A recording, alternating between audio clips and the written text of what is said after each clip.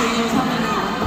Alam mo ba, yung energy at mga support and cheer na bigay nyo, mga Philippine Manila Lovies to us, parang really, we can feel it. Tapos nag-enjoy din kami habang nag-perform kami namin. 그리고 삐망을 때문에 제 생일을 축하해 주셔서 저 정말 깜짝 놀랐어요. Alam mo, nagulat talaga ako for celebrating my birthday.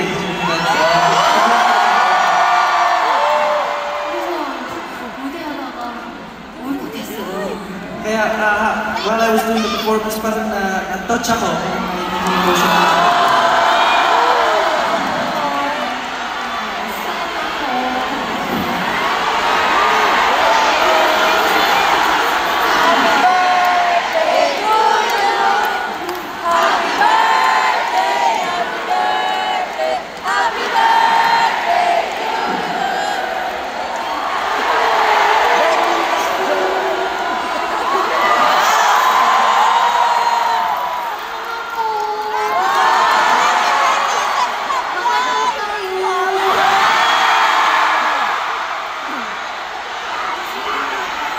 Ang sweet na talaga.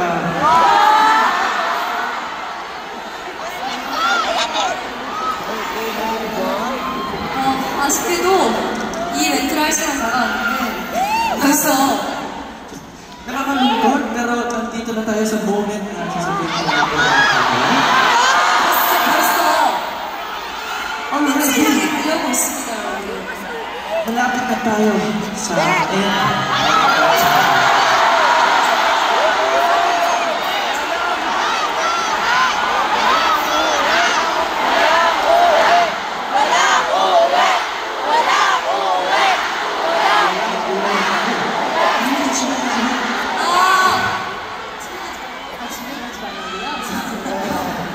Sabi niyo, walang uwi.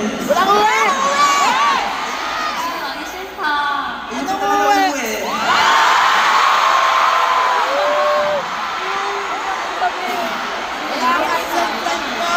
Pero amin na lahat, diba? 근데 어쩔 수 없이 지금 Sarado na siya! Pero wala talaga tayong choice kasi hindi talaga nag-counter na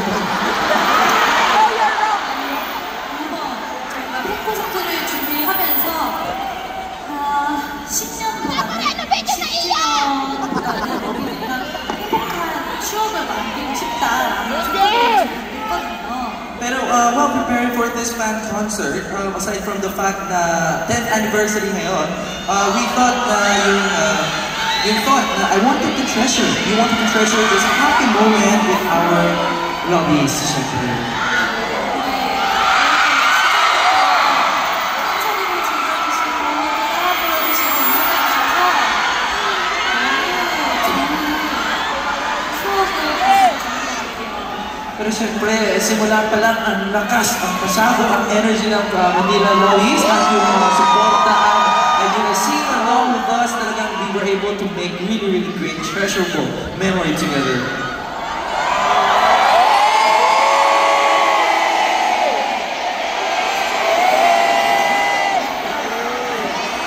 지금 약간 이게 동안 여러분들 사이에 저희가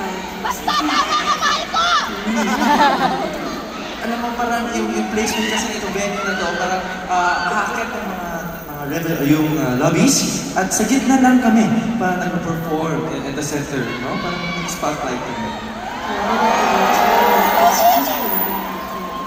And meron siyang mensahe na you guys are protecting us as well.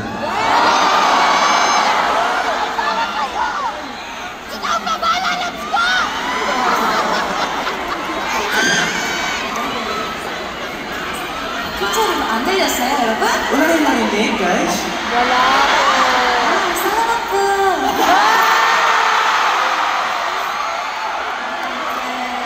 마지막 한 곡을 남겨주고 있는데요. At meron tayong one last performance.